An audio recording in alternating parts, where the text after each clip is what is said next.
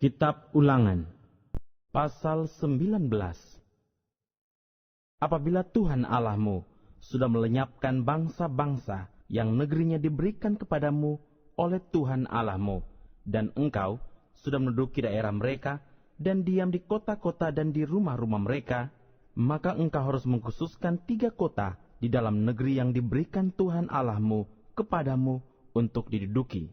Engkau harus menetapkan jauhnya jalan dan membagi dalam 3 bagian wilayah negeri yang diberikan Tuhan Allahmu untuk dimiliki olehmu, supaya setiap pembunuh dapat melarikan diri ke sana. Inilah ketentuan mengenai pembunuh yang melarikan diri ke sana dan boleh tinggal hidup apabila ia membunuh sesamanya manusia dengan tidak sengaja dan dengan tidak membenci dia sebelumnya. Misalnya, apabila seseorang pergi ke hutan dengan temannya untuk membelah kayu, ketika tangannya mengayunkan kapak untuk menebang pohon kayu, mata kapak terlucut dari gagangnya, lalu mengenai temannya sehingga mati, maka ia boleh melarikan diri ke salah satu kota itu dan tinggal hidup. Maksudnya, supaya jangan penuntut tebusan darah sementara hatinya panas dapat mengejar pembunuh itu, karena jauhnya perjalanan, menangkapnya dan membunuhnya. Padahal pembunuh itu tidak patut mendapat hukuman mati, karena ia tidak membenci dia sebelumnya. Itulah sebabnya aku memberi perintah kepadamu demikian. 3 kota haruslah kau khususkan. Dan jika Tuhan Allahmu sudah meluaskan daerahmu nanti, seperti yang dijanjikannya dengan sumpah kepada nenek moyangmu, dan sudah memberikan kepadamu seluruh negeri yang dikatakannya akan diberikan kepada nenek moyangmu, apabila engkau melakukan dengan setiap perintah ini yang kusampaikan kepadamu pada hari ini, dengan mengasihi Tuhan Allahmu, dan dengan senantiasa hidup menurut jalan yang ditunjukkannya, maka haruslah engkau menambah 3 kota lagi kepada yang 3 itu, supaya jangan tercurah darah orang yang tidak bersalah di negeri yang diberikan Tuhan Allahmu kepadamu menjadi milikmu, dan hutang darah melekat kepadamu.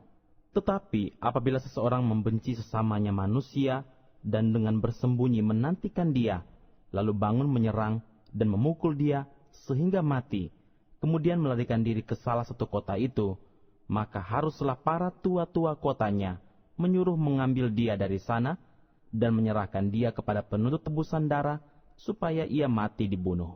Janganlah engkau merasa sayang kepadanya. Demikianlah harus kau hapuskan darah orang yang tidak bersalah dari antara orang Israel, supaya baik keadaanmu. Janganlah menggeser batas tanah sesamamu yang telah ditetapkan oleh orang-orang dahulu di dalam milik pusaka yang akan kau miliki di negeri yang diberikan Tuhan Allahmu kepadamu untuk menjadi milikmu. 1 orang saksi saja tidak dapat menggugat seseorang mengenai perkara kesalahan apapun atau dosa apapun yang mungkin dilakukannya. Baru atas keterangan 2 atau 3 orang saksi, perkara itu tidak disangsikan. Apabila seorang saksi jahat menggugat seseorang untuk menuduh dia mengenai suatu pelanggaran, maka kedua orang yang mempunyai perkara itu haruslah berdiri di hadapan Tuhan, di hadapan imam-imam dan hakim-hakim yang ada pada waktu itu. Maka hakim-hakim itu harus memeriksanya baik-baik, dan apabila ternyata bahwa saksi itu seorang saksi dusta, dan bahwa ia telah memberi tuduhan dusta terhadap saudaranya, maka kamu harus memperlakukannya sebagaimana ia bermaksud memperlakukan saudaranya. Demikianlah harus kau hapuskan yang jahat itu dari tengah-tengahmu. Maka orang-orang lain akan mendengar dan menjadi takut, sehingga mereka tidak akan melakukan lagi perbuatan jahat seperti itu di tengah-tengahmu. Janganlah engkau merasa sayang kepadanya, sebab berlaku nyawa ganti nyawa, mata ganti mata, gigi ganti gigi, tangan ganti tangan, kaki ganti kaki.